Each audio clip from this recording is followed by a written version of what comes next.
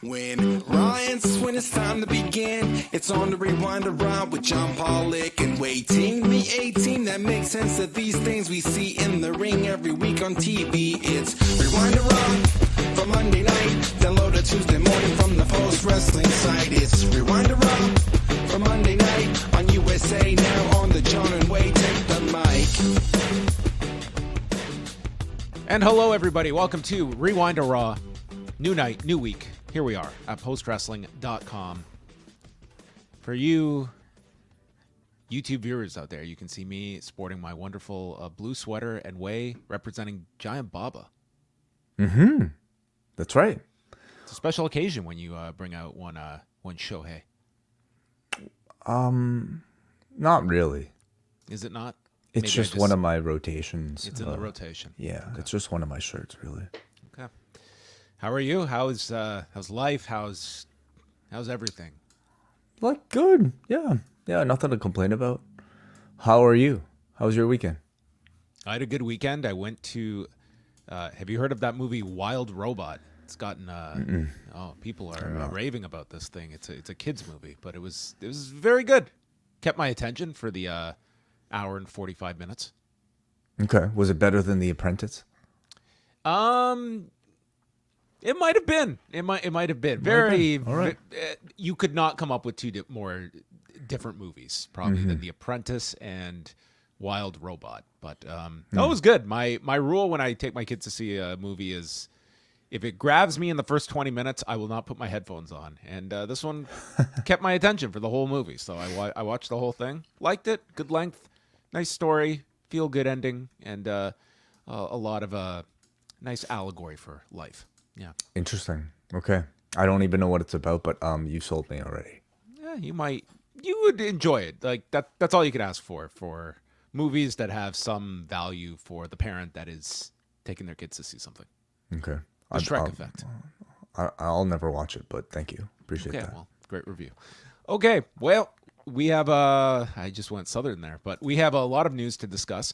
Starting things off, Wai, Samantha Irvin gone from WWE, kind of out of nowhere today, that she posted a message to X stating that she was moving on from the company and bidding everyone a farewell. Had a lot of compliments to the staff, to Triple H, to the fans, to everybody.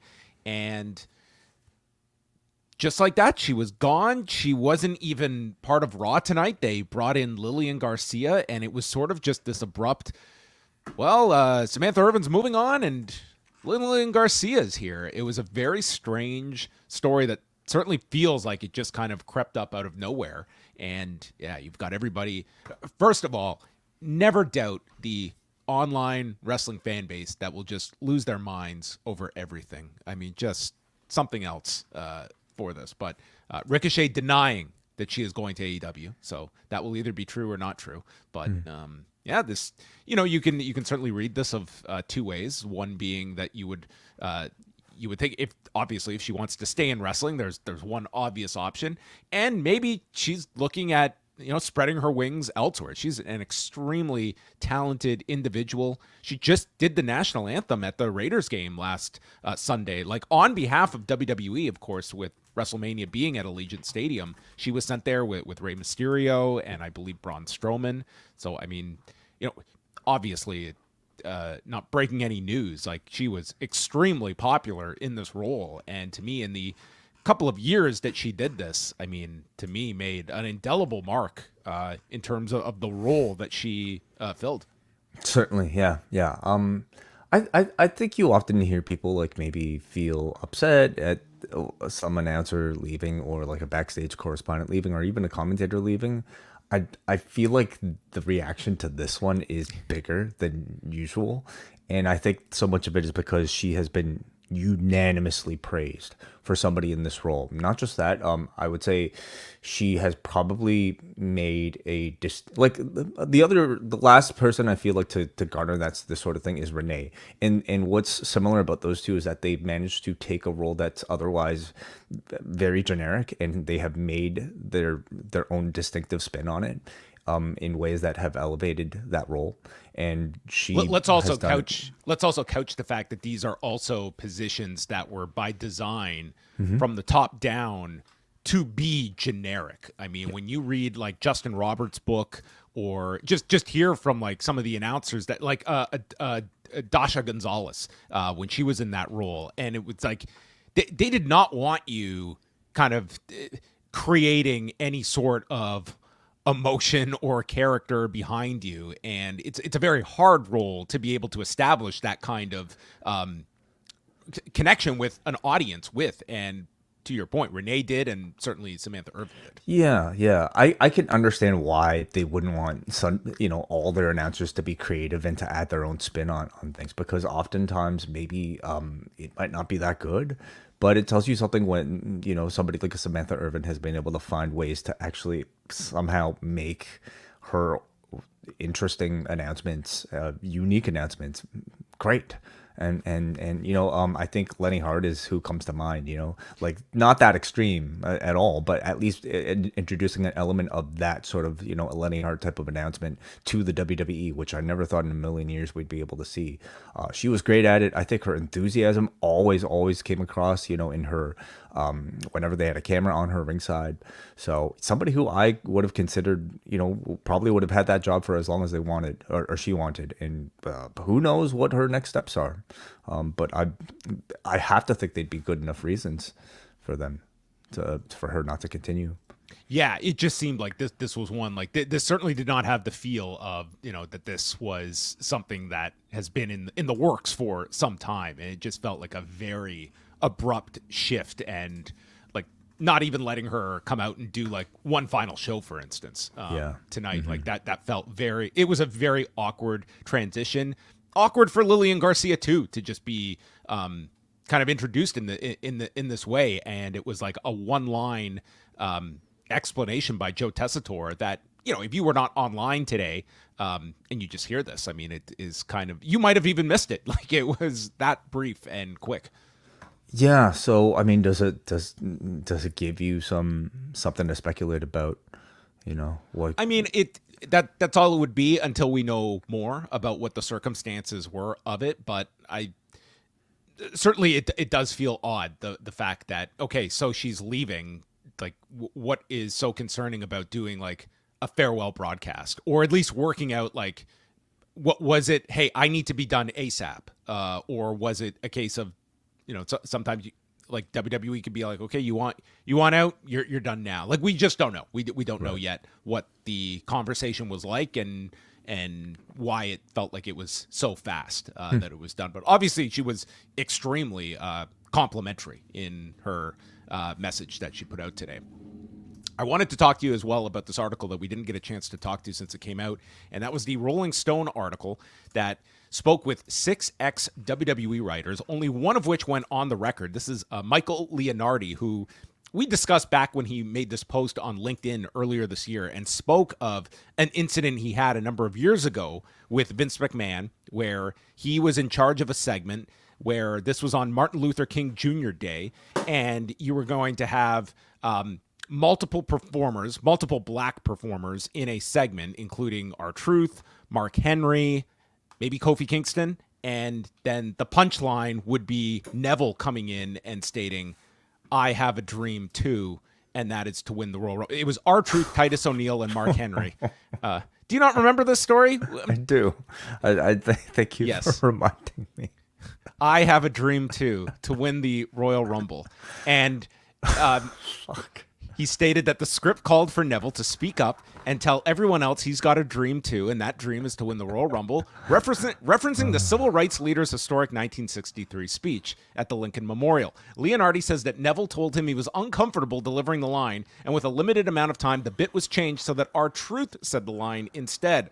Leonardi says his boss at the time, Dave Kapoor, approved the change, and this led to McMahon ending up like pretty much dressing down Leonardi and stating, "You didn't give me what I wanted." And there was, this was, one major incident that he had and vocalized. But I mean, if you read this article, I don't know if you're going to come away with it of like any sort of new revelatory opinion on what the environment is like in the writers' room, but I think it's telling right away that 5 of them wouldn't even go on the record, that were still like concerned about whether it be retribution from the company, retribution online that they would receive, that they didn't even want to put their names out there and attach to it. I think that's telling in and of itself. And I guess also noteworthy is that Vince McMahon, through a spokesperson, actually did respond to several of the things that were alleged, including this Martin Luther King Jr. story, where the spokesperson acknowledged that McMahon had an extremely hands-on approach with WWE scripts, adding, "That's why the idea of him suggesting or approving the use of a famous Martin Luther King Jr. quote for a punchline to be used by a white British character is so ridiculous. It simply didn't happen." I don't, for an ounce of me, doubt that this exact thing happened and that this was exactly as this writer outlines. I don't need to know this writer. I completely believe that this is exactly how it happened. Is it any more ridiculous than Vince writing himself to say the N-word? Like, of this description of this Martin Luther King Jr. joke, would not even make the top 50, I think, of offensive things that we have seen.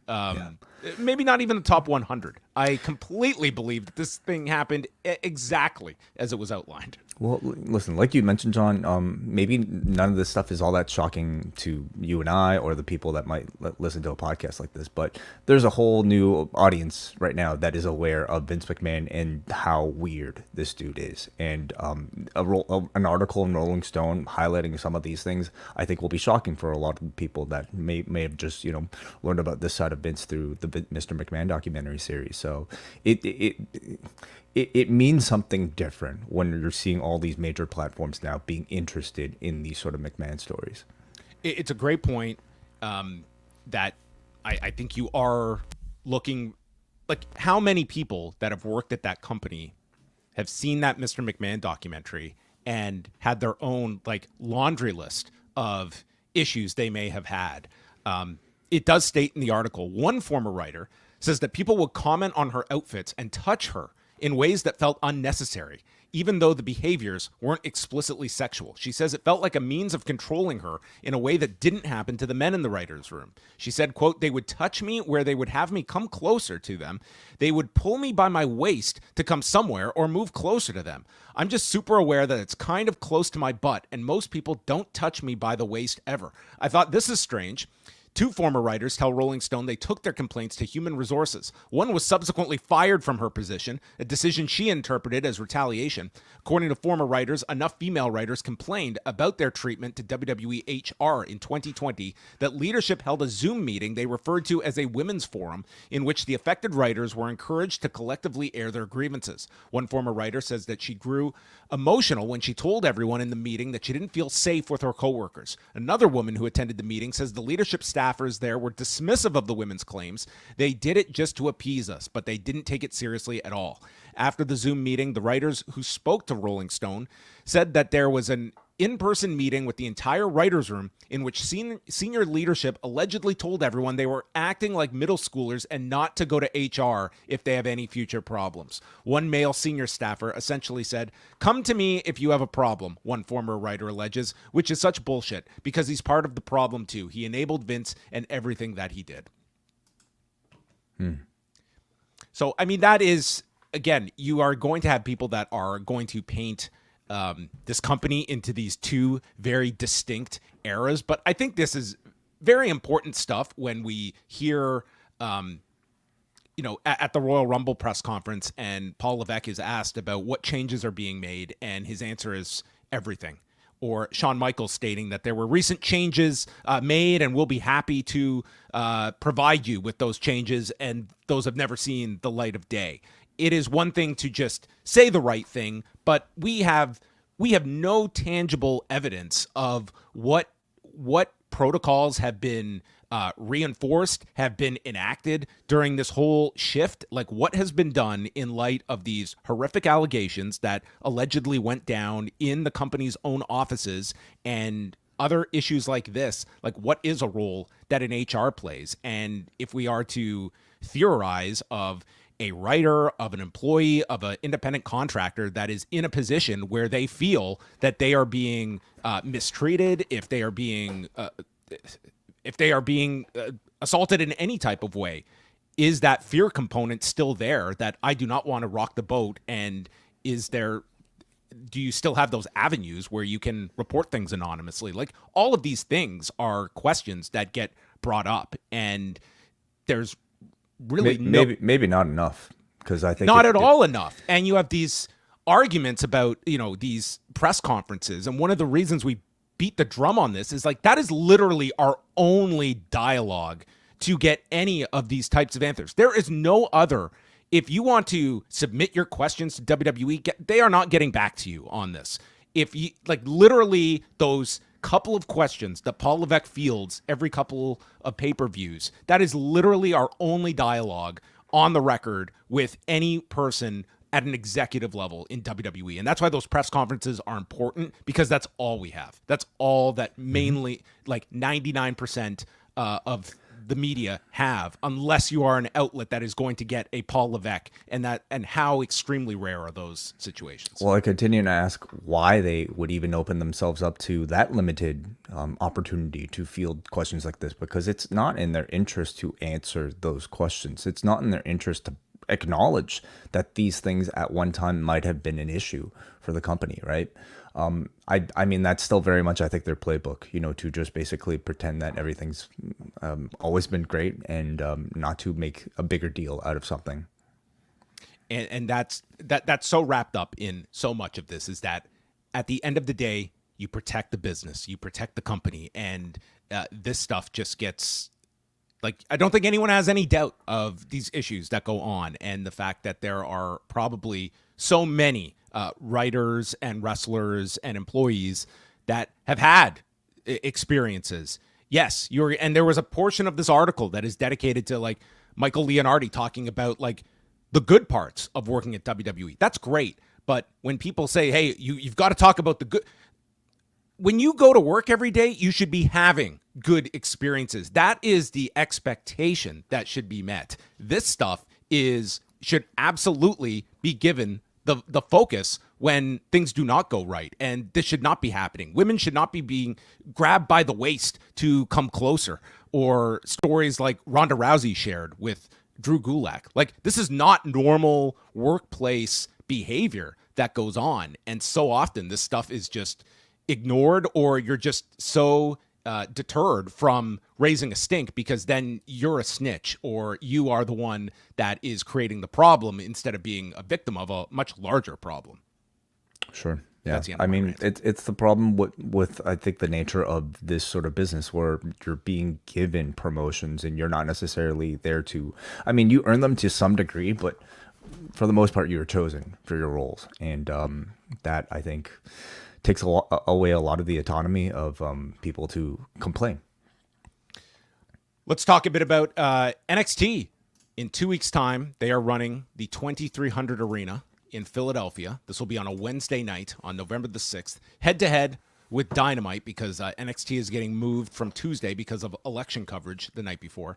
And so tonight's show, Raw, was in Philadelphia.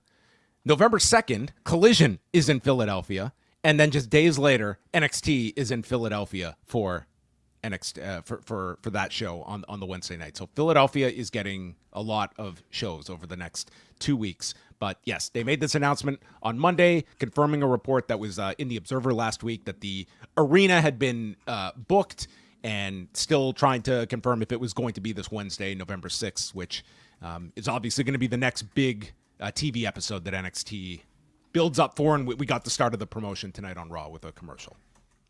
I think it's pretty exciting, now that I think they've seen some success with these first two editions of NXT on CW. I think they're going to be constantly looking for ways to add some sort of special theme, some special reason for you to tune into NXT on the CW as they continue to make their mark and they continue to make that a destination program for a lot of WWE fans. And I think it's really smart, really.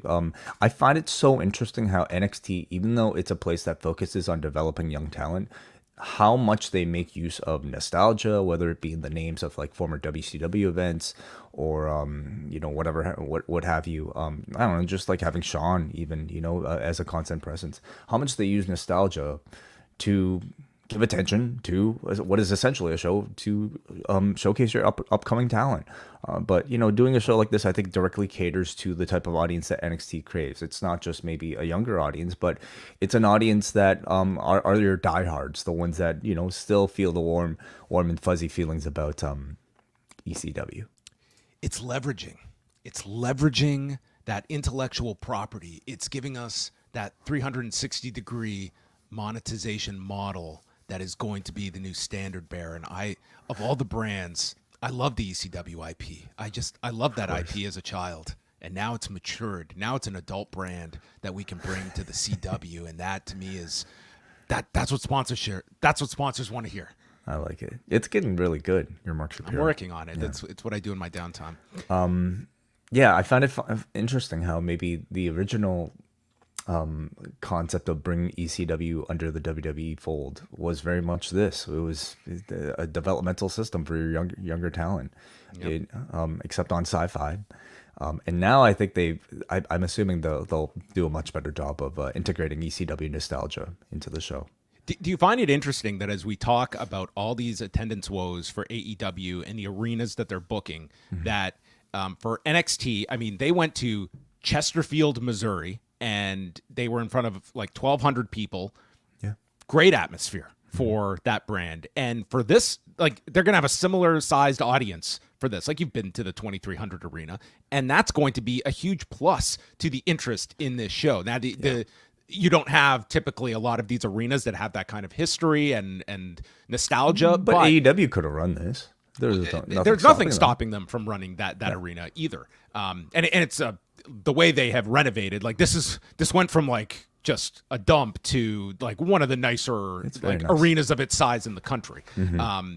But I mean, this size venue is a huge positive for people. It's going to be a lot of people's reason to tune in for this. And I don't quite buy the idea of like these big arenas and the whole perception issue of necessarily like you run to what your audience demand is. And I don't think the idea of, 1,200 people, but they're all reacting.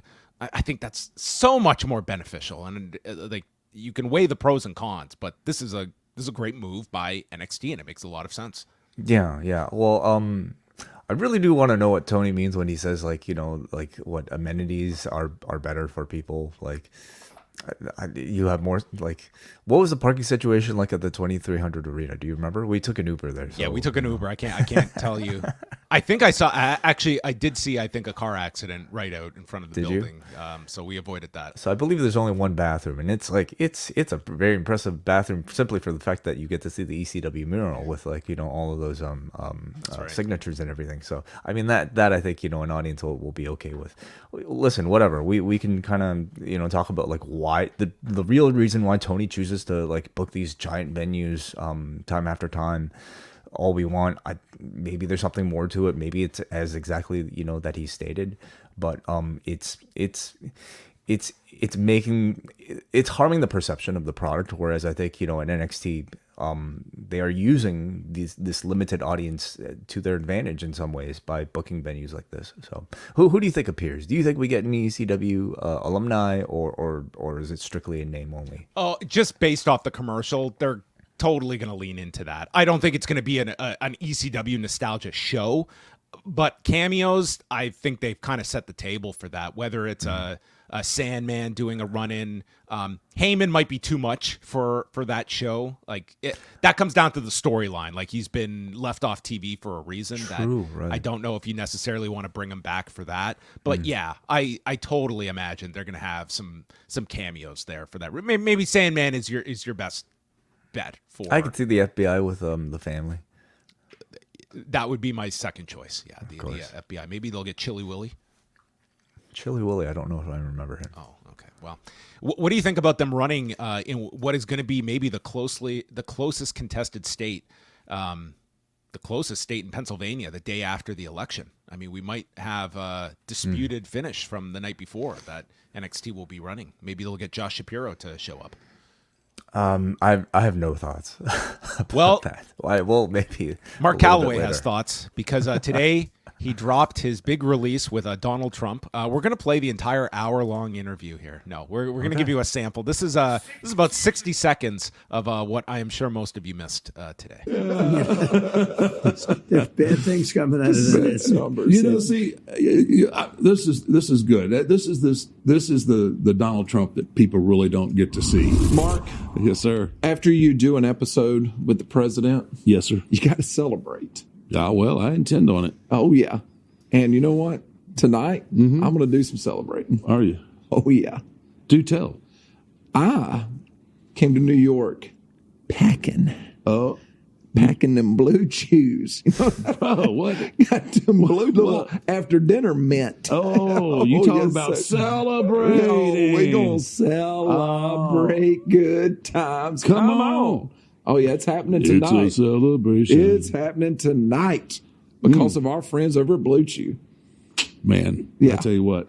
You know what hit me with that motto. Chew it. And do it. Oh, yeah. That was the a clip you chose. That was podcast host Mark Calloway and Quagmire from the 6 Feet Under podcast. I could not sit through this thing. I skimmed through it. It was the highlight might have been that I saw at least was at the end. Mark Calloway wants to ask him an actual policy question, and it's regarding preserving women's sports. Not allowing men to play in women's sports, and he brings in his daughter. Before he even asks the question, he apologizes to Donald Trump if he's putting him on the spot. Does preface with, "We're not journalists here," and that's what this was. This was a fan club of two that got to sit with the presidential candidate here, and yes, Donald Trump is not going to allow those that were born male to participate in women's sports. He will strike that down the very first day. And Mark Calloway wanted to put a face to this issue and brought his daughter into who is a football player. And I'm sure she was just thrilled to be used here in this setting. Yeah. I think I've listened to maybe about 60%, just kind of had it off in the background. I think it very much, for the first, I would say 30%, it was actually Donald Trump interviewing Mark Calloway. Like, he just came across like somebody who was very fascinated about what happens if someone wrestling. gets mad in the ring? What happens? Yeah. It was kind of questions like that, and I guess This being the same guy that thought Vince McMahon died in that limo explosion. So we are talking about an individual that seems very captivated by the storytelling. Sure. I guess for me, like, I just kind of look at something like this and I ask what the bigger question of, like, what exactly is this for? How is this integrating, or at least like increasing Donald Trump's appeal to maybe an Undertaker, a pro wrestling audience? Do you think it might have had that effect? Oh, this is. I don't think this particular podcast is going to do a whole lot. There's not much about policy, or at least from what I've listened to. No, it was but really this just a conversation between friends. I mean, I picked that clip, and what preceded it is like this is trying for Donald Trump to go on these shows and be humanized and to play off of these individuals, which he does very well. Like, you tell me, like, he's just having this is to appeal to a young male voter that is hopefully a disenfranchised voter that is open to voting for a Donald Trump. And this has been a very a strategy that has been very clear from his UFC appearances to look at all of the podcasts that he's doing. Like, is Donald Trump waking up every morning and listening to Andrew Schultz? I doubt it. But these are audiences that they believe can be key difference makers in what's going to be an ultra close election. It really is just selling your personality and getting your face out there. And I guess, I don't know, trying to come across as a likable person. There was a lot of Undertaker, and his co-hosts sort of bringing up the Butler assassination attempt and almost I guess celebrating it, talking about how cool it was, asking if he has paintings of it, and maybe the most interesting thing I heard him say was Trump was talking about Dwayne Johnson, and he said, I didn't know if Dwayne Johnson ever liked me, but then he kind of outed Dwayne Johnson as somebody who told, correct me if I'm wrong, John, didn't he tell Dana, and then Dana told Trump that Dwayne Johnson thought it was really cool what Trump did, I guess, after the assassination attempt, that whole thing. I think that I didn't hear that exact spot, but I did read a recap of it, and that's what it sounded like, is that he went through his press secretary, Dana White, to get that message across. Yeah, and I wonder how Dwayne Johnson would have felt about something like that coming out there. Yeah. But where are you? Remember that during COVID? Dwayne Johnson's big promo. Where are you? Yeah, and then you just had some of your usual Trumpisms, calling it the China flu. He somehow I think mistook it as 2017, or Mark Calloway corrected him, right? I don't think so. Yeah, just I think the usual shit that you might get from him. For me, it's just notable seeing the Undertaker in this light, as you kind of played that clip, John. It's more of a continued sort of breakdown of just how different this guy is from how protective he's been throughout his entire career. So he was starstruck in this interview setting. Yeah.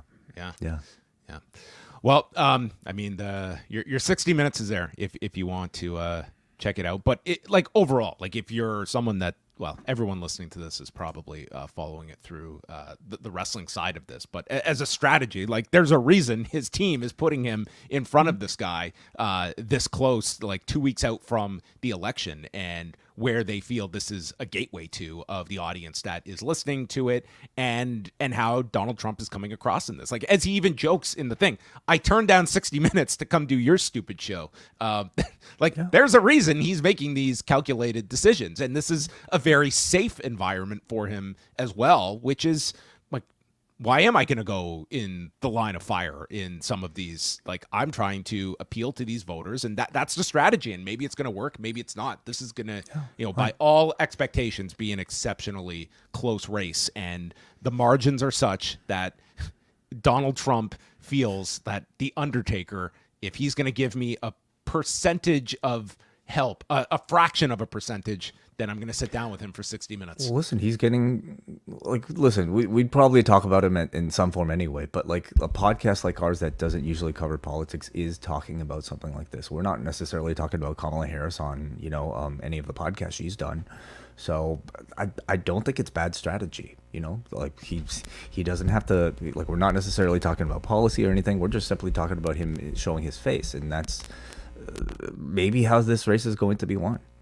All right. Well, you can check that out if you so care. Did you get to see any of Maple Leaf Pro Wrestling over the weekend? It dropped with 2 shows on Saturday and Sunday night. They put out a graphic promoting that both nights were sellouts.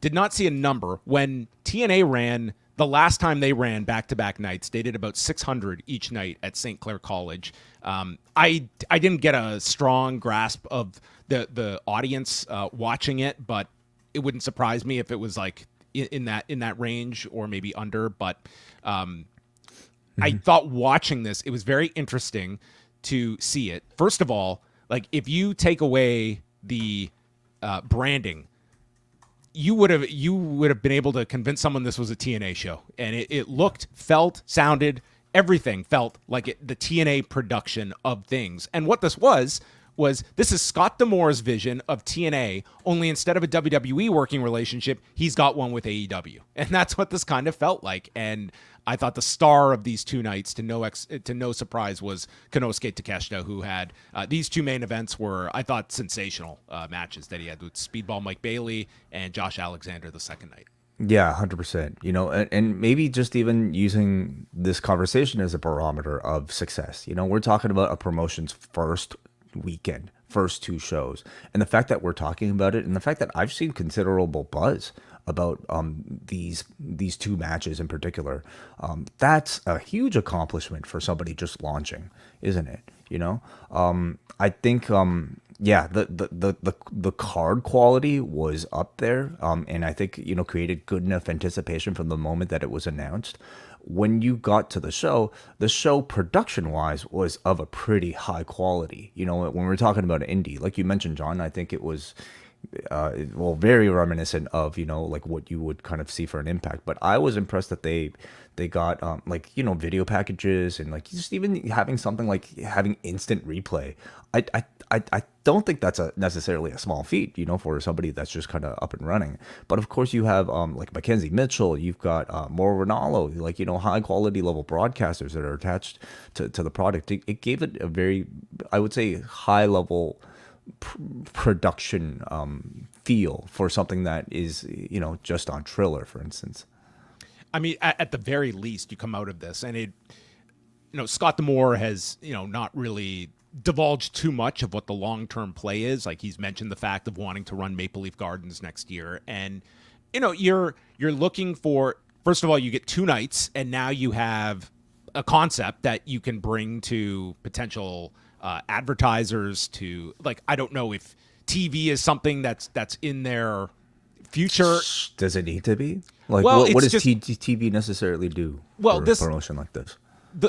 The question is, like, what is the business plan for this? Is it to just run your super indie a couple times a year? Because these are not cheap shows, like, to produce, even with your working relationships. Like, this is, like, these were, like, you know, high production shows, like, not WWE level, but right at your TNA level, and not even that far off from, like, your, like, this talent roster was just from top to bottom. Like, you had some really stellar names attached to this, say nothing of, you know, Mauro Ranallo is not doing this as some favor just to fly to Windsor for the weekend. And I thought Mauro added, I thought he was greatly missed on the wrestling commentary side of things, and I think he was just took to right back into the flow of things, calling pro wrestling. I know that there were a number of performers on the shows. Like, it was a big deal to them, the fact that Mauro was doing this show. Like, he added that kind of credibility for talents that wanted to work these shows as well. So I thought he did a really great job with Don Callis. And yeah, I think that in terms of you do have a hook. Like, you have this very heavy Canadian branding that you can take to different markets, and I think a first time you run in Toronto, you can maybe play off some of that nostalgia. But, you know, Maple Leaf Gardens, we're talking like generations removed from where that was sort of a mecca of pro wrestling, and it's a far cry from what it once was. It's now underneath a grocery store. It's above. Is it above? It? Okay. Yeah, Mattamy Athletic is above the Loblaws. Yeah, right. Yeah, I agree. Like, I grew up in the city. Like, the name Maple Leaf Wrestling doesn't mean a whole lot to me, but there is, I would say, a real space for a super indie in this city, maybe even in this country, and that's kind of the feel you got from watching the show. Now, it was like, you know, obviously a lot of like the Scott D'Amore connections, and a lot of guys that you might even still currently see on TNA Wrestling. But what I think this show came across by the end, especially, was that it felt like an interesting little kind of crossroads where an New Japan talent can and an AEW talent can coexist with Impact talent, and maybe some random, you know, people showing up like a Ricochet, for instance. So that all was very exciting, and if they can maintain that quality and standard throughout their next shows, that's, I think, going to receive a lot of attention from people here. Yeah, it was worth bringing up that both nights aired commercials for Bound for Glory, and you had Mauro running down the lineups for Dynamite coming up this week as well. So you obviously had that relationship and, you know, cross promotion. And it does somewhat blow my mind that here you have Scott D'Amore, who has this non-compete clause in place that ended up with him and TNA working this out so he could do these shows with TNA talent a week before Bound for Glory, where, you know, you want people to buy this show and a week later buy your show.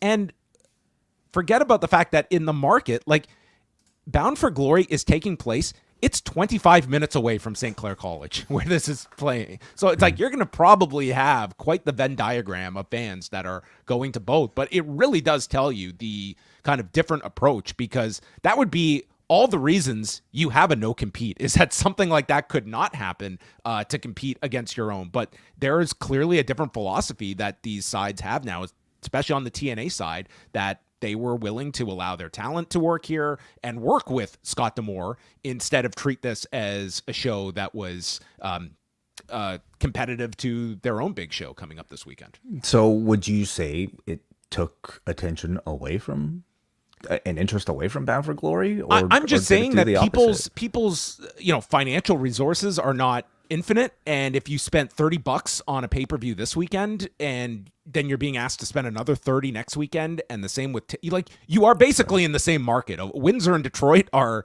like, these two venues are right next to each other.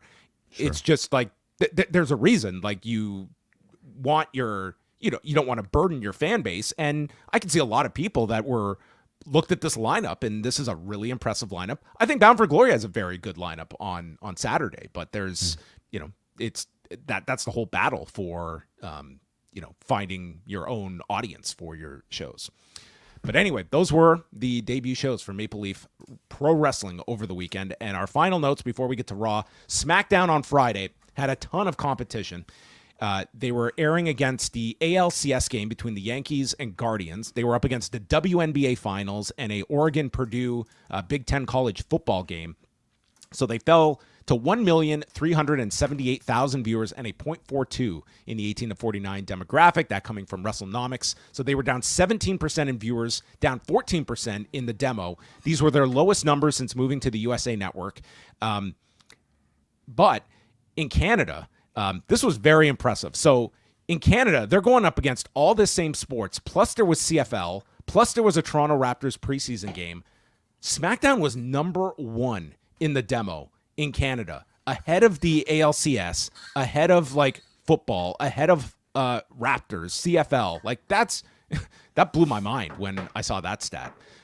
This Friday, they will be airing against Game 1 of the World Series between the Yankees and Dodgers. So you have the two biggest media markets meeting in the World Series. Major League Baseball is probably just over the moon that they have this as the World Series matchup. But yeah, that is going to be a very, I think, a heavily watched series, and that begins Friday.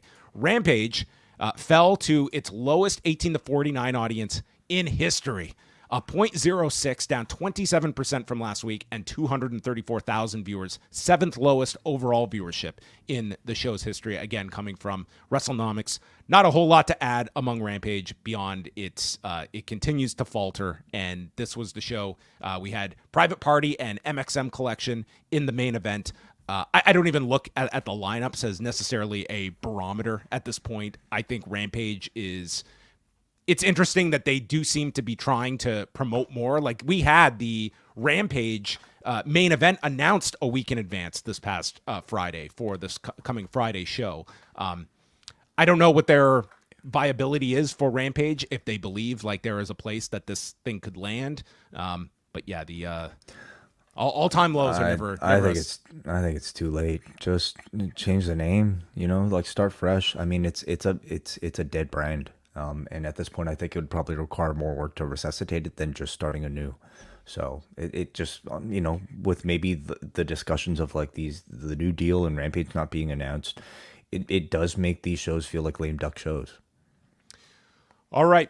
All of your news can be found over at postwrestling.com. Coming up this week, Kareem Zidane has launched a new podcast series looking at the history of Donald Trump with the UFC. So Kareem, who's been a great guest in the past, will be returning to Pollock and Thurston this coming Wednesday, 1 p.m. Eastern time, if you want to tune into that.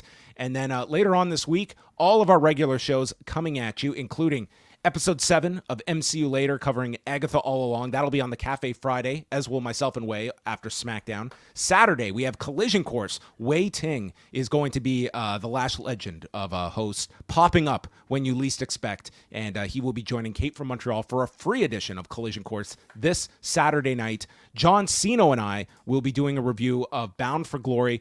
We're going to be putting that up Sunday morning. So listen to Collision Course Saturday, and first thing Sunday morning, you will have a Bound for Glory review on the Cafe feed. And then the week rounds out with NXT's Halloween Havoc with Davey and Braden as costumes optional. We will see if they are going to replicate or come up with any new costumes for this year. Oh, I look forward to that. All right. And do check out the NWA podcast from Sunday night with Rich Fan joining Nate, Chris, and Two-Way Ray, and a great review of Royal Quest 4 from Bruce Lord and Karen Peterson. Collision Course, all of that stuff up at postwrestling.com and postwrestlingcafe.com. The political discussion is amping up as we get closer to this this election that is not happening in our country, Way, but we're fascinated nonetheless. Oh, yes. Yeah, we can't help it. So We're just, we have to watch from afar up here in Canada. So we head now to the U.S., to Philadelphia, the Wells Fargo Center. WrestleTix reporting 12,657 tickets distributed. Last time they were here in this arena was the night after WrestleMania 40 for Raw. So coming back here months later, Seth Rollins, during the arrivals, jumps Bronson Reed and attacks the man with his own luggage. And Rollins marches out to the ring, calls out Reed, says he's going to make him famous, and he wants to fight, but Adam Pearce warns him. So then we see a security member literally thrown upside down from the back into the arena, and it's Reed coming out, destroying security, making his way to the ring, and after a Death Valley driver, he teases the tsunami. Rollins rolls out, but takes a shoulder tackle, is placed onto the desk, and then Reed comes off for a tsunami, missing Rollins and crashing through the desk. And this would be our first of many pull-apart brawls between Seth Rollins and Bronson Reed, which is going to culminate with the announcement of their match for Crown Jewel. Yeah. I thought they did a great job with this feud on this particular show. They are trying to create, I think, that same sort of like superhero intensity that we had with Strowman and Reed, but this time with Seth Rollins and Bronson Reed. And I guess for what, like, I don't know, Seth Rollins might lack in size that a Braun Strowman might have, Rollins has in like speed and intensity, and you could still create these really, really chaotic scenes using those two along with their seemingly endless supply of security guards that are very, very dedicated to their jobs. This one guy even, climbing on Reed's back, risking his life like that. So they're just so much fun to watch, and they start the show off with such an incredible bang. And it wasn't a whole lot like of time ago where it felt like every Raw started with like a 20-minute talking segment, and we've gotten so far away from that. I'm really happy. No to see time that. for it. You're right, yeah. But I'm just happy to see like they're just digging into a lot more different unique ways, I would say, of starting these shows, and this is certainly one of them. So a hot start to Raw. Jackie Redmond interviews Damage Control, and they're previewing their match tomorrow night on NXT with Jackson and Legend. And in walk Liv Morgan and Raquel Rodriguez, who just take over the shot. They just want to address the audience in the camera. And Liv cuts a promo on Nia Jax, calling her jealous. And then they get into an argument with Damage Control, leading to a challenge made for later tonight. And Raquel and even Liv looked like giants next to these two. I mean, this looked like this was photoshopped. I have to think this, like, Liv was wearing some. Liv was definitely wearing these boots with heels on them, and like even Raquel, like look at her next to Kyrie and Io. This is some leaf fit and camera trickery maybe involved in some of this. I don't know, but yeah, like she was a whole head above Io and Kyrie. I'm talking about Liv Morgan, and then Raquel's like a whole head above Io Skies. Sorry, Liv Morgan. So this was an interesting scene, but yeah, we got our match later on. And then Joe Tessitore mentions Samantha Irvin is moving on, and it's great to have Lilian Garcia back. And if you had whiplash, you weren't the only one. And then this was a first because I have never heard of this tournament before. But, I mean, Paul Levesque always coming up with new ideas. Lilian Garcia introducing the next match, part of the #1 container tournament. Oh, man, rough. Her first on camera. I mean, we have no indication that she's a permanent replacement, and I don't at this point necessarily think that they've decided that. So, you know, this might as well have been something that you might consider something similar to an audition. And to kind of make this sort of screw up on your first on camera is very unfortunate. But, you know, we could probably expect quite a number of nerves attached to, you know, just even doing something like this for her. Could barely contain those nerves. Oh, rough. Sorry. Come on. New Day and AOP is our first match of the show, and Kingston. How would you feel? Would you like prefer maybe one of the other voices that are currently in their system to move up, or do you like the idea of Lilian Garcia taking this role? I think that if you're like, they have Mike Rome and Alicia Taylor, and I think they want to have their announcers that are assigned to each brand. I guess it probably, if Lilian Garcia wants the role, it's probably hers to have. It would just depend on her. Like, does she want to be on the road every week and doing this at this stage when you've kind of been through? Like, she started in '99, and you know, it's a pretty demanding job, even if you're doing just TV every week. But I would. Like, this does feel very abrupt, and I don't see them wanting to necessarily do a whole search if Lilian Garcia is willing to raise her hand and take the gig. Yeah, but I guess what's the point of having people in your developmental system do these roles when you're just going to hire from the past anyway? Well, I mean, it's the same for years when it looked like, you know, a Joe Tessitore gets the top job on Raw. It's not like they're like, Vic Joseph is more than capable of doing it, but they want to have the person that has that recognition. And, you know, Lilian Garcia is someone that, you know, she does a lot of like national anthems and has that history on top of it, that I think that would most likely be their #1 choice, because they really, like, unless they want to shake things up with who they already have. So Karrion Kross and the Final Testament are ringside for this with AOP in the match, and Kross is offering his hand to Xavier Woods as he's selling on the floor. Then the Miz appears ringside. We come back, and Miz is standing with Kross and Scarlett. Kingston receives the hot tag, and he goes for the Trouble in Paradise, but is caught by Razor, who hits a fall-away slam, and then R-Truth comes out. I swear we had about 15 people at ringside for this match, and he jumps the Miz, then drops Kross, and the distraction leads to Kingston rolling up Razor and pinning Razor as New Day advances in the tag team tournament to join the War Raiders and one more team for the finals. A rare case of these babyfaces actually doing well, it feels like, on the show like this. Usually, well, this is setting them up for the ultimate disappointment, which will either be next week, or they get the tag title shot for the ultimate disappointment. Yes, we shall see. The Final Testament jump Truth and Woods. And Woods, this is after Truth is celebrating with the New Day and helping them win. So the Final Testament beat down Truth, and now Woods won't let Kofi Kingston return to the ring to help Truth. So a total hypocrite here. He took the help, and they got the win, but now he's explaining to Kofi that he's got to stay fresh for their next match next week. So he's the quarterback. The lights go out, and the Wyatts return, and they got a great reaction. They storm the ring, taking out Final Testament, and Miz is left alone in the ring when Uncle Howdy appears, and Paul Ellering making the supreme sacrifice, pushing the Miz out of harm's way. And as the Marine is pushed to safety, Paul Ellering takes the mandible claw, and maybe I was reading too much into this, but the way this ended, I thought this was the end of Paul Ellering. Oh, it very well could be. I mean, he sold like death at the end of this, and I don't know. We'll see if we see Paul Ellering again. But this kind of felt like the Final Testament for Ellering. honestly, he really wasn't offering much to this entire package, and for a guy that age doing that amount of travel every single week, I mean, let the man rest, you know. Uh, I, I just Let don't know the what. man rest. No, seriously, I kid, but like this is a stable with 3 managers, dude, and 2 act like a tag team.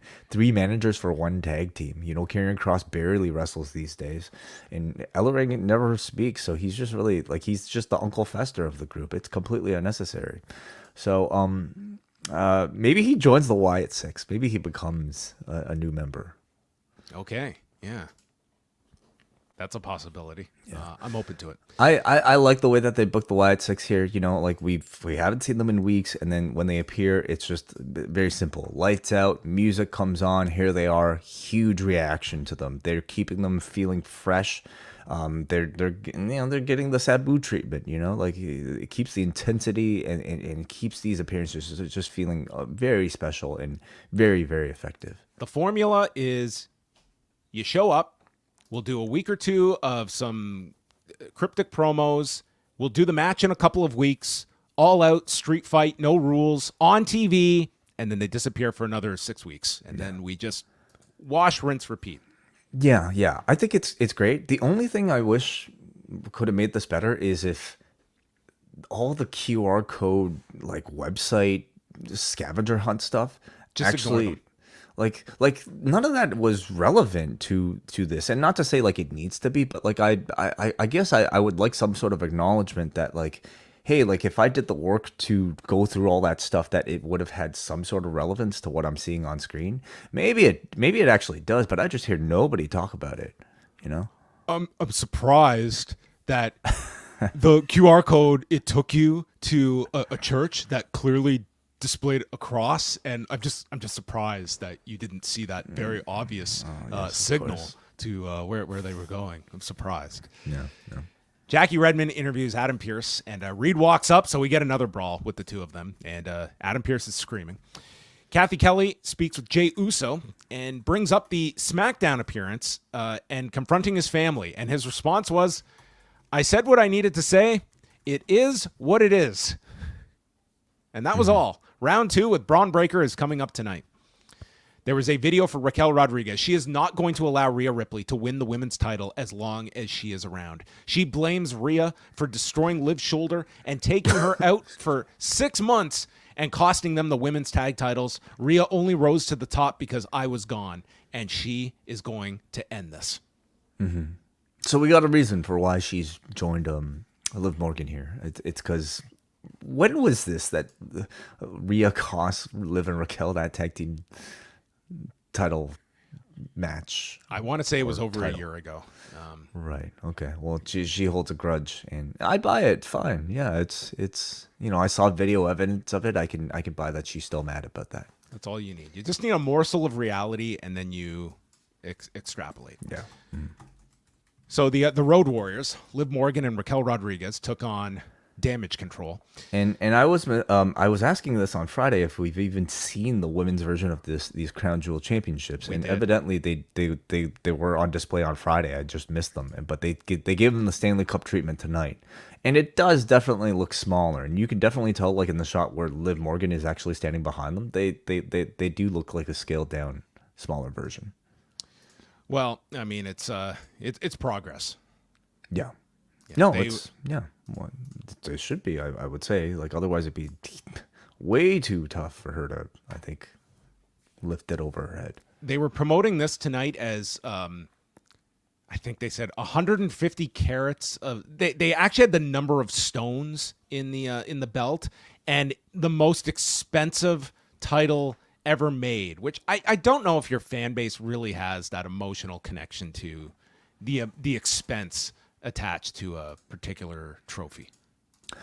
But it's nice. Like, can they pawn them afterwards? Like, what if they went to Crown Jewel and instead of these titles, like the winner gets like a 401k? They get health insurance for like 5 years. They get no cut contracts. Right. Yeah, I don't know if the Saudi government would have that No offering. No. Well, let's go to our tag match featuring our independent contractors.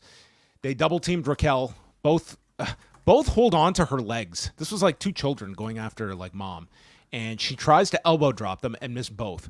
Raquel lays out both with lariats, and then Liv just goes to pose with the crown jewel title. That's our commercial setup. Sane lands a spinning back fist to make the tag to Sky, and Sky hits a dragon screw on Raquel, a springboard missile dropkick on Liv, and then they do the pop-up elbow combo with Sane driving down with the insane elbow. But Raquel dives in, saving her partner, then is sent into the post shoulder first, and Sky yanks Jakara Jackson over the barricade, so Lash Legend nails her, causing the DQ, and Damage Control send Lash into the ring, where Lash Legend and Jakara Jackson each hit their finishers, the Sugar Rush and the Lash Extension. And they have a big face-off with Liv Morgan and Raquel Rodriguez when Rhea's music plays. But before we get to that part, wait, the Sugar Rush or the Lash Extension? I like both those names for them. Come on, it makes sense. Like, she's the lollipop and Lash Extension. The Lash Extension. Why not? I think it works. I think it's cool. I thought both of the finishes, more importantly, looked good. Like in every TV appearance that these two have had, I think they've delivered on what's expected of them. I would even go as far as to say that they've impressed with how comfortable they both seem to be with a main roster focus and a main roster spotlight. So what is this now? Like 4 consecutive main roster TV shows that have featured these two? More important, every time they show up, they're interacting with a new team, and like, I just take this as their call-up at this point until I see otherwise. Yeah. Like, yes, they're still doing NXT tomorrow with Damage Control, but it feels like they're on the main roster now. They are more main roster than Alba Fire and Isla Dawn have ever been, okay? And those two used to be champions. Like, these two, Jakara Jackson and Lash Legend, feel way more integrated into, the main roster on both shows, on both brands. And this is when there is less room on these shows than ever, and they're making time for these two every week on both shows. Yeah. So all 3. Yes. Rhea enters headbutting Raquel, but Raquel doesn't go down. Raquel runs at Rhea and goes over the top to the floor, and so Rhea gets her hands on Liv, but gets nailed with a code breaker, but then Liv eats a knee and gets put into the prism trap when Raquel is drop kicked off the apron, and then Dominic appears, saving Liv from the riptide, but Rhea grabs Dominic, and this is when this audience goes nuts. They did not care about her getting her hands on Liv, but the idea of her attacking Dom, they went nuts, and the place explodes as she goes for the prism trap on Dom, but Liv and Raquel save Dominic, and we had Tomohiro Ishii here gnawing on the rope. That can't be good for your TMJ. No, not at all.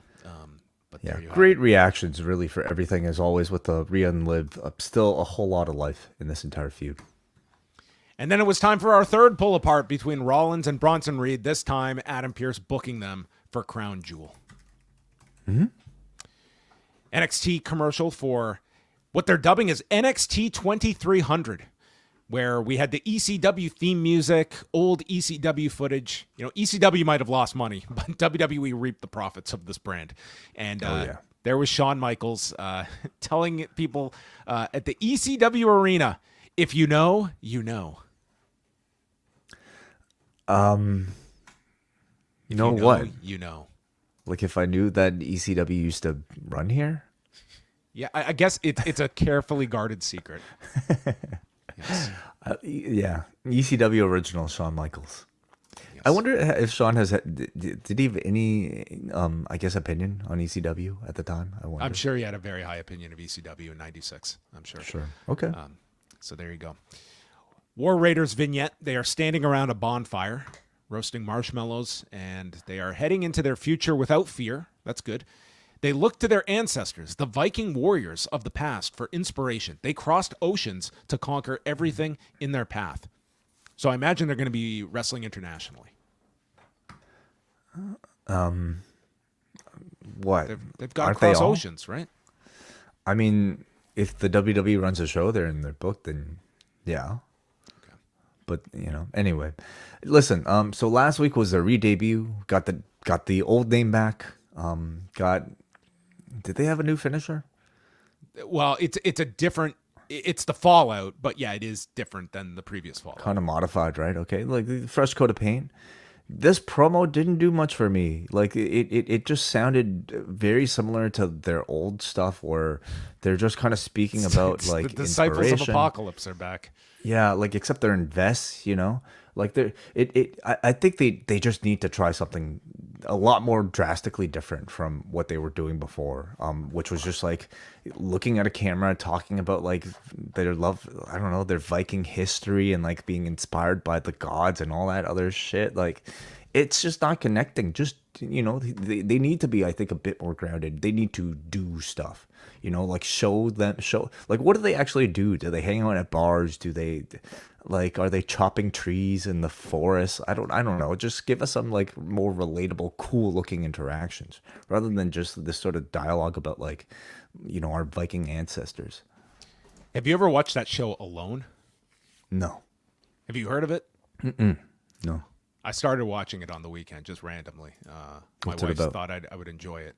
It's like the crazier version of Survivor, where they take these people, they load them with GoPros, and they just put them in the middle of nowhere to survive on their own. And it's like these areas of Canada that are infested by like grizzly bears, and they just have to live off of like this small item of lists, the small list of items that they're allowed to bring with them.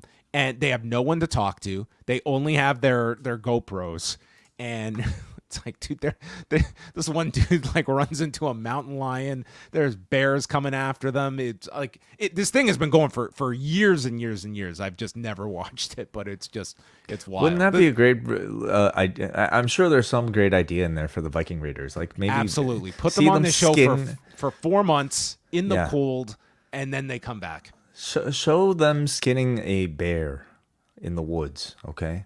Oh, yeah. They just full out kill animals on this show. I mean, Oh, there's, wow. yeah. Oh, yeah. Don't know if I could watch that, but Judgment Day are in the clubhouse, and Raquel is looking for Rhea Ripley, and Liv needs to focus on Nia Jax. And Balor's concerned about Damian Priest going for the world title. I don't know why he's so concerned with this. Wouldn't that, like, he could probably weasel his way into a title shot then. sorry, who? Balor. He's worried about Priest getting another title shot. Well, this is all just to kind of set up the Dominic story, isn't it? Dominic asks if he could be the one to beat Gunther, and everyone laughs, but he's not laughing. Raquel then looks at Carlito and says, "What do you do around here?" This is the question of every observer of this show. And he explains, "I bring the cool factor. I'm also the fixer." And that would be an interesting story. The fixer at WWE. And he is off to speak to Adam Pearce. So, I don't get the sense Balor is in direct competition with Damian Priest anymore, but they're trying to, get Dom to stop him? Yes. They're trying to preserve segments on the show in the 2-hour format. Sure. Right. Rey Mysterio and Dragon Lee with Zelina Vega taking on American Made with Chad Gable and Ivy Nile in the corner, and Trick Williams taking in the show in the front row. Yeah. Julius does that incredible deadlift suplex from like the seated position to lift Rey. This thing never doesn't look impressive. And then he deadlifts Lee. There's a military press that Lee turns into a Rana. Dragon Lee looked really good in this match, and he actually had some time to shine in this one. The crowd is chanting for a 619, and then they catch Rey's Cabrata, and both Creeds hit moonsaults to him. Then Dragon Lee is in, hits a double stomp on Julius, hits a Tope Con Hero, and then the 619 is blocked by Gable on the apron. So Vega goes after Gable, head scissors Nile, and then there is a Rana to Julius, and Julius has to so awkwardly put himself into position for the 619. And then Lee pins Julius after the 619 and a frog splash. So Rey Mysterio and Dragon Lee advance, joining the New Day and the War Raiders, which is quite the eclectic three-way match. Yeah, it certainly is. Yeah. Two big bases that you do have here, so that's something for the War Raiders to be. And did they announce this for next week? I believe so. I think so. You would expect, yeah. I thought it was a good match. Both teams are looking really good. I think the Creeds are doing really well as these heel characters. They definitely seem to be finding their personalities in ring. So, I don't know. They've certainly been losing a lot. So, but as long as they're doing those like great videos, in front of the Hummers, I think the audience is still going to absolutely love them. Maybe they need to do a sit down interview. I'd love that. With who? Gotcha. With the Undertaker. Yeah. That's it. Yeah. Pierce is with Damage Control, and he promises he's going to figure out a solution regarding Lash Legend and Jakara Jackson. They have a match tomorrow. That seems like as good a solution as you're going to get. And then Carlito enters. And so what do you think that is in reference to? I mean, he mentioned with the other GM. So could that just be calling to like them actually getting drafted or traded? Traded. Okay. So somebody's going to NXT in exchange for them? That would be a crappy solution. It's like, hey, these two that have been bothering you guys, we're going to take them to Raw and we're sending you guys to NXT. Interesting. Well, not the worst idea. I'm sure there's a team that could use that. Carlito walks in, and as Damage Control leaves, he remarks, "I need to learn Chinese." He did say that, yeah. So I guess you're looking to me to see if I was offended. I'm not putting you in the spot here, but I'm not going to. You're fine to ask that. Now, was I offended? I mean, he's supposed to be the idiot. We're supposed to be laughing at him, right? Like this guy's the fixer. Well, he thinks he is, but he's not a very effective one. I mean, he's just I don't get mad like when you're trying to write lines for the village idiot and he sounds dumb. So yeah. Well, at least they're not ninjas, I guess. No. So there's that. He pitches Dominic as the next challenger to Gunther. Pierce thinks this is a joke, but then comes around and says if Dominic can beat a former champion next week, he'll consider it. So that set up for next week too. Jackie Redmond is with Bron Breakker. He respects Jey as champion, but he's focused. He's not focused because of the family drama. That's why I'm going to win. And I'm a badass. And it's time to do what badasses do. We got any dogs barking in Philly? Bless this man for taking this catchphrase and trying to make it as much as he can. But I can't wait for this to become a T-shirt. Like, can you imagine, like in that John Oliver piece that you posted that he re-uploaded on a show? Can you imagine if a clip like this airs to like that audience, how ridiculous this sounds? They'd probably grab the Bronson Reed clip first of the exploding table. Sure. Yes. Yeah, it just doesn't make the dude sound cool out of context. But in this world, like, I think he's cool as hell, and it's because the physicality makes up for so much of I think the stupid stuff that he says. Kathy is with Gunther, our world champion. This is his one segment on the show backstage. He says, Cody loves drama, and dragging his daughter into this was not necessary.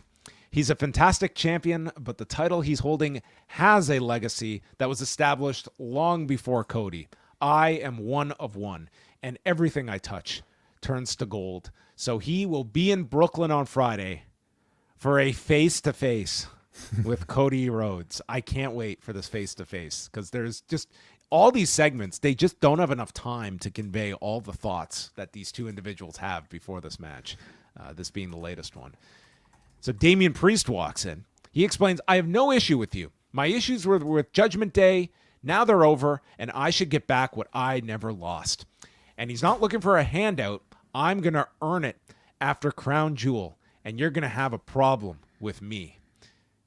And Gunther responds, okay, El Campeon, good for you. Well, that's what Priest calls himself. Yes. So there you have it. A future match as well. I would think either for the TV leading to Survivor Series or possibly for Survivor Series itself. Yeah, maybe. That's as good a spot as any. It's just very obvious. Like, until this Cody match happens, like, they've got nothing for Gunther. Like, these two, like, they're on their separate shows and We're just building to this match. I mean, it is sort of part of the awkwardness of having two different champions on two different brands promoting one single match. But I think they've actually been doing a pretty decent job of it this cycle. Look at this belt, folks. Look at this belt. Oh, it's yeah. big. It's really big. And then the main event, Jey Uso and Bron Breakker for the Intercontinental title. We go to a break right away, and Bron is in control, and he goes for a cover after a power slam, but gives up or doesn't continue the cover because he has to do push-ups. And then he hits a standing moonsault, and I'm pretty sure this is what I heard the man say. He yells to the crowd, "I'm a badass. I do this."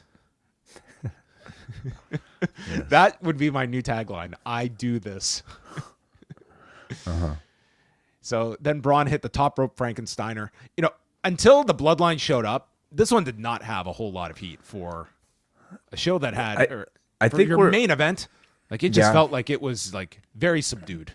For me, I think I'm sensing like the type of pattern match that they're trying to give us with this Jey Uso babyface run, and it's just sell, until you get to the end. Like work slow until you ramp things up, and he can do his high spots, and it's worked out really well for him. But what you're kind of describing was, the slower part. Yeah. And this layout, this is not a anomaly either. Like when I am doing these notes, like the first half of this match, like there's almost nothing to talk about, and then when all the run-ins happen, like traditionally, that would almost be your turnoff to the match. But this crowd, they start chanting, "This is awesome." Like they were all into like the more bodies, the better. Like that's what they wanted to see. And perhaps it was also who was getting involved. But this all picks up as Solo Sikoa and Jacob Fatu appear ringside, and they got tickets. They are among the 12,000, and he bought a shirt. Well, look at this consumerism. He probably dropped a fair amount here. Front row seats and a Yeet shirt. So the crowd starts chanting OTC, and Jey walks up to them, and Solo explains, "I'm just trying to help you." And Jey catches Braun sneaking up from behind and runs Braun into the post. Then Jey's against the barricade when Tonga Loa appears, and Jey super kicks him. Tama Tonga leaps off the barricade. He gets super kicked, and now Solo jumps over the barricade to argue with Jey. And Jey sidesteps as Braun kind of spears Solo, more like a flying clothesline that was an attempted spear. So he takes down Jacob Fatu, and Fatu gets up. And when he walks up to Braun, this place goes insane for this showdown between Jacob Fatu and Bron Breakker. And they're going nose to nose when Jey dives onto both. He hits an Uso splash but lands on the knees of Braun, and then leapfrogs a spear, lands a pair of super kicks, and then Jey spears Braun, hits the Uso splash for a huge near fall. And the Tongans distract the referee. Pierce and the producers are out to remove Tonga Loa and Tama Tonga when Jey sprints around the ring and gets blindsided by a super kick from Jacob Fatu, and is hit with a Samoan drop on the desk. Braun sees this all happening. He smiles, rolling Jey into the ring, and hits the super spear. And the badass barks his way to a second Intercontinental victory. Why? Because he does this. Yes, he does. And he did it tonight. Yeah. Yeah, I mean, you look at this closing scene at the end, and I don't think you can, for me, say that this was anything but a success. A really hot main event by the end of this, like these sort of run-ins and such an angle-heavy close to a show might not be everybody's cup of tea, but clearly it's what this entire, I would say, Bloodline story has kind of been built on. Not necessarily like, great bell-to-bell action, but like eventful, things that are happening in the bodies of these matches, running in and costing each other matches and screwing each other and then getting revenge on those people. So this entire thing, I think, has been really interesting what they've done, because I don't think Levesque has been booking these sort of like 1 month reigns so much, especially with the IC championship that he's, obviously been rebuilding and done a great job with Gunther. So doing this 1 month reign with Jey Uso is kind of like out of his wheelhouse, in my opinion, but I think it's worked out really well. Jey Uso in that amount of time feels like he's taken to at least a slightly higher level. I would even say definitely I think a higher so. level. And then Bron Breakker just kind of continuing his run, that's fine. But Jey losing the championship now gives him far more motivation to link up with the rest of the bloodline. So I like the booking of this for where you're going, the story that you are trying to, push Jey towards. I thought you got a lot of value out of a relatively short title run, but not all title runs need to be a year, and it's what you can get out of that time and giving some direction and motivation post title loss, and Jey has that to a huge degree. The only question is like, what exactly was happening with Bron in the week after he lost the championship? And he was cutting that promo on Gunther. What sort of course correction did they commit? In that time. In this world, there's shades of gray, and sometimes you've got to fight evil with evil. Maybe they can give him. He was storyline concussed, and he thought he was going up to Jey Uso to ask for a rematch, and he just saw the first guy holding a championship. Interesting. Also, really interesting, the tease of Bron Breakker versus Jacob Fatu. I mean, this, obviously very deliberate, but both of them are heels right now. We're probably not getting this match anytime soon, but I could see a showdown, for instance, I don't know, like at the Royal Rumble, and certainly maybe more of a feeling out process to see the audience's demand, and the audience definitely wants something like this in the future. This is the type of thing I think you just, note this and you file it away, because this could be a main event in a year's time. Absolutely. That they could have. And that should be, when you're this hot, you should always be making your aggressive stance of creating your next wave of stars, because you can see when a company is cold and how hard it is to elevate that level. Like New Japan's going through that right now. AEW is going to be trying it with their kind of Darby, Orange Cassidy level, but you have a number of guys that are on deck, and you always want to be churning out those next level of stars. But there you go. I thought, pacing wise, I thought this was a Raw. Last week we had the tape show. The week before was the first 2-hour show that I felt like they didn't have the pacing down. This one felt like they had 4 matches spread out over 2 hours. You had the thread of Rollins and Reed throughout the show, and leading to a pretty big main event with some consequences coming out of it. So I thought overall, and I don't know if you noticed, 2-hour edition of Raw as well. No, I did notice. I'm getting used to it. Yeah, I'm very much getting used to it. I thought it was a good show that ended strong and gave you enough relevant content to make it worthwhile. I do feel like this was a show that was kind of lacking in star power, though. No Drew, no CM Punk. There's a big omission when you have both of those guys that are off. Totally. Even Gunther, I think, didn't have a very substantial appearance. No. He didn't really say anything in his promo, and didn't really do much. So yeah, I thought this was a bit more lacking in terms of star power for a 2-hour edition of the show. But overall, it's still productive, especially with Rollins and Reed, and I guess this Jey and Bron story, of course. So that brings us up. We've got 3 matches for Crown Jewel with the addition of Seth and Bronson Reed, and we will see. How many weeks? 2 weeks. 2 weeks. Till Crown Jewel. So they have another week of TV. So that's 3 matches, probably 2 left, right? Or do you expect more for Crown Jewel? No, I don't. I think that's probably around the amount you could expect. And I guess it's only a question if you're going to put a Reigns on that show. And typically, I would say just wait until War Games. But being Saudi Arabia, I could see Reigns getting put in there in some fashion. Now, hold on. Last year's Crown Jewel had 7 whole matches, John, including a prelim match. Okay. Well, I don't know if they have 7 programs ready. 8 matches, including the prelim. I don't even know if they have that many programs going that you could put here. Yeah. Okay. We'll see. I mean, you could fill it out to be that many. I don't see why you need them. All right. Well, now we do have a piece of feedback, and if you have any super chats, you can submit those too. Well, we got a super chat here from Jake, who sends $5. Thank you, as always, for the support, Jake, from the Windy City. I would like to learn more about the history of Maple Leaf Wrestling and the Tunney family. Any books or resources you know of? I do. There is. John is reaching, looking in his very, very, very large collection of wrestling literature that sits behind him.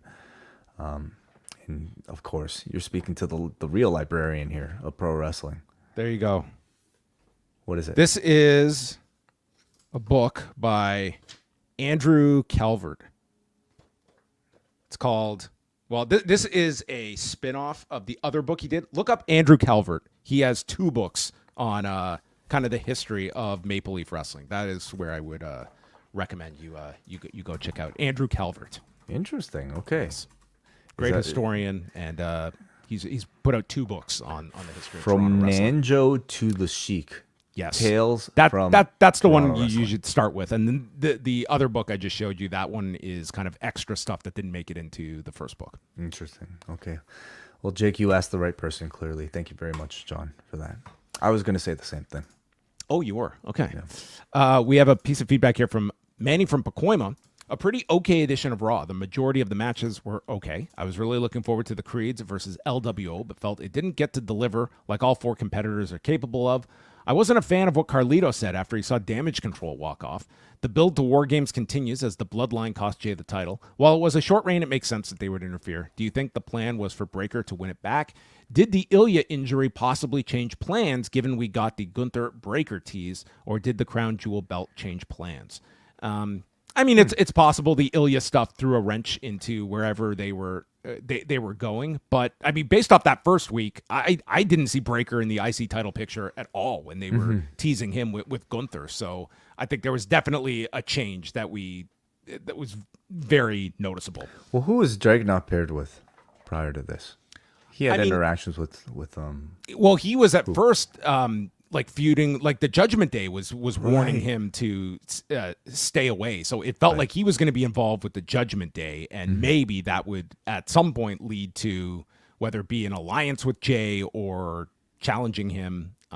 But it seemed to be like he was attached to the Judgment Day, and maybe that kind of explains like Judgment Day, like at least the male members of Judgment Day kind of being in sort of no man's land. Okay. And he also says he was at GCW's show on Saturday in LA.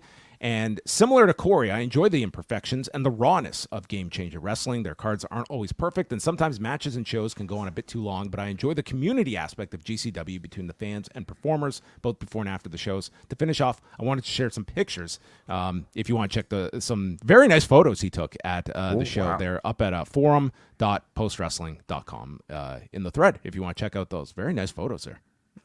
Yeah, nicely tinted black and white. Lovely. Very cool. All right. Thank you. Well, thank you to all listening and checking out Rewind to Raw. That'll bring an end to the show. Braden and Davey are going to be up on Tuesday night with the go-home edition of NXT before Halloween Havoc. And the lineup for NXT includes Damage Control against Jakara Jackson and Lash Legend. Julia teams with Stephanie Vacour against 2 members of Fatal Influence. Oba Femi against Luca Crucifino, and Jada Parker taking on Tatum Paxley, as well as appearances by Trick Williams and Ethan Page ahead of their title match. And then we are back Wednesday night with Rewind to Dynamite, which the show takes place in Salt Lake City, Utah, with Mark Briscoe and Chris Jericho in the ladder war for the ROH Championship, Shelton Benjamin against Sammy Guevara, Queen Aminata versus Camille, the Young Bucks and Jack Perry against Daniel Garcia and Private Party, House of Black will have a match, and Kyle Fletcher will appear on the show. Cool. All right. Well, I'll talk to you then, I guess. Oh, that sounds so final. Okay. Well, I'm just saying we don't have another show in between that. That's true. Yeah. I won't talk to you until Wednesday night. Well, I will miss you, Way, and we will miss all of you. But we will be back, as always, so tune in at postwrestling.com. Good night and goodbye.